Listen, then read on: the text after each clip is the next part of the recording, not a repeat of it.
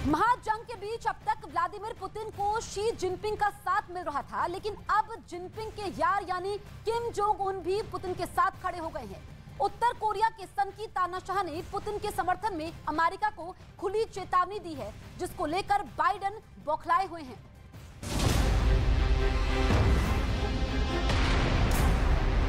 महाजंग में सन की तानाशाह की एंट्री। पुतिन के खिलाफ किम कुछ नहीं सुनेगा।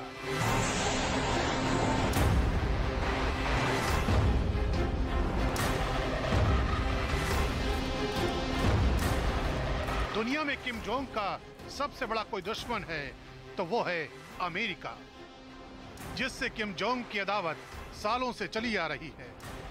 अमेरिका को धमकाने के लिए किम कभी मिसाइलों के टेस्ट का वीडियो जारी करते हैं तो कभी सीधे सीधे अमेरिका पर एटम बम गिराने की धमकी दे डालते हैं।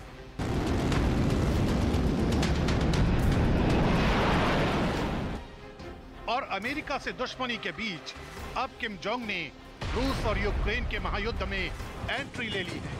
कई देशों को किम का यह कदम बेगानी शादी में अब्दुल्ला दीवाना जैसा लग रहा है, लेकिन शातिर किम जोंग के दिमाग में कब कौन सी प्लानिंग चलती है, इसका अंदाजा कोई नहीं लगा सकता। अमेरिकी राष्ट्रपति जो बाइडेन महायुद्ध से दूरी बनाने के बावजूद जिस तरह से इस जंग को प्रभावित कर रहे हैं, ठीक वैसी ही रणनीति पर किम जोंग भी चलने की कोशिश में है। और इसकी पहली शुरुआत उन्होंने की है बाइडेन के उस बयान पर पलटवार के जरिए जिसमें बाइडेन ने पुतिन को वॉर क्रिमिनल करार दिया था।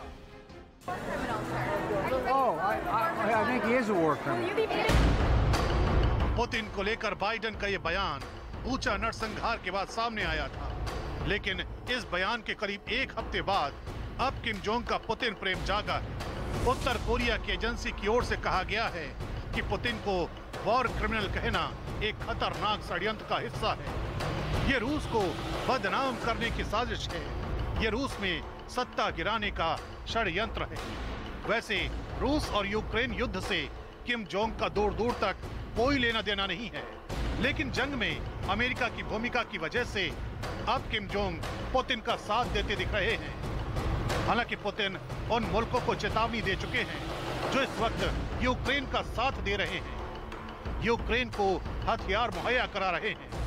पुतिन ने अपनी चेतावनी में कहा है कि पश्चिमी देश अगर यूक्रेन में दखल देंगे तो अंजाम बुरा होगा और यूरोप में यूक्रेन के शरणार्थियों की बाढ़ आ जाएगी। Вот это очевидная вещь. Это было неизбежно. Вопрос был только во времени. И то, что мы делаем, помогая людям, спасая их от нациста с одной стороны, а с другой стороны, предпринимая меры обеспечения безопасности самой России, очевидно, что другого выбора у нас не было. Это правильный шаг. पुतिन की चेतावनी के संकेत साफ हैं।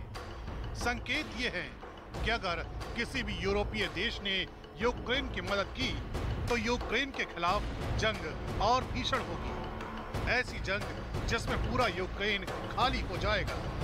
हालांकि पुतिन की चेतावनी का अमेरिका पर कोई खास असर नहीं हो रहा है, क्योंकि युद्ध के पहले दिन से ही बाइडेन यूक्रेन को हथियारों की मदद की बात करते आ रहे हैं और अब उन्होंने मदद की एक नई खेप का ऐलान किया है। खबर है कि जंग के बीच अमेरिका यूक्रेन को Mi-17 हेलीकॉप्टर देगा। सैन्य सहायता के तौर पर अमेरिका यूक्रेन को $750 मिलियन की अतिरिक्त सहायता भी देगा।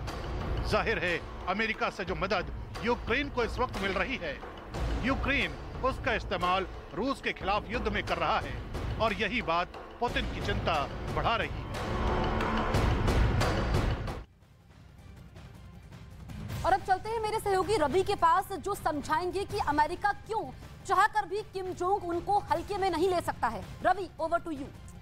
अमेरिका चाहकर भी किम जोंग उनको हल्के में नहीं ले सकता है और इसके पीछे की वजह है उत्तर कोरिया की मिसाइल ताकत।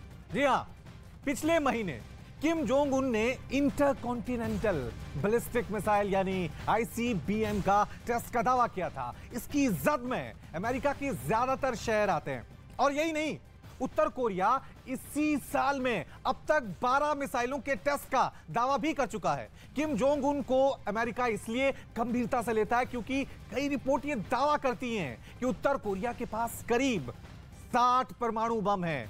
और यही नहीं, दावा तो यह भी किया जाता है कि उत्तर कोरिया के पास दुनिया के रासायनिक हथियारों का तीसरा बड़ा जखीरा मौजूद है। इसके अलावा किम के जखीरे में 20 रासायनिक हथियार होने का दावा किया जाता है। दावा तो यह भी किया जाता है कि किम बायोलॉजिकल वेपन भी विकसित कर रहे हैं।